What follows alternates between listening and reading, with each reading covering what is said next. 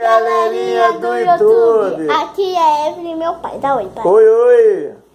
Então, gente, pelo que vocês devem ter visto, hoje é o desafio dos 7 segundos. Uhul! E eu tô com meu celular aqui, marcando 7 segundos. E eu vou escolher uma coisa que meu pai comer de 7 segundos, menina.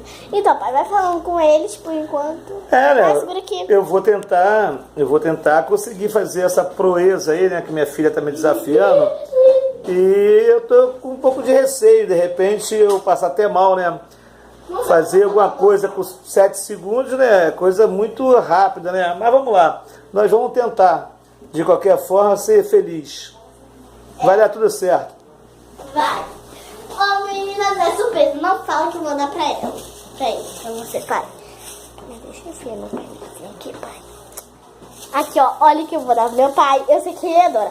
Mas se é pra comer, tem que engolir o seu... Eita, já tô vendo. Meu pai não gosta dessas coisas, não. Mas ele gosta, mas não gosta. Mas eu falo que eu faço tudo por eles. Pra eles ficarem felizes, e comentar, e curtir. E se inscrever. Pai, acredita, já tem até inscritos, né? Eu preferia o peito de peru, né? Ah, mas só que... Pai, sabe o que acontece? Eu tô com dieta, né? Mas tudo bem, a gente faz um sacrifício. Não posso fazer nada. Por isso jogar é assim, tem que comer tudo que eu comer. Então vamos lá. Tô aqui pronto pra isso. Deixa eu segurar e você pega só um. Vai lá, pega. Meninas, se você não sabe o que é, isso é salaminho. Delícia, né? Eu amo salaminho. E aí? Vamos lá? Tá Ó, no nome. inteiro, ó. Calma aí. 7 segundos. Ó, encosta na boca. Não come não, só encosta. Começa!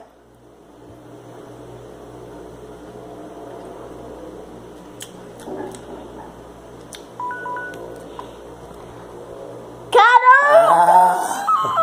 Gente! Eu vou te confessar.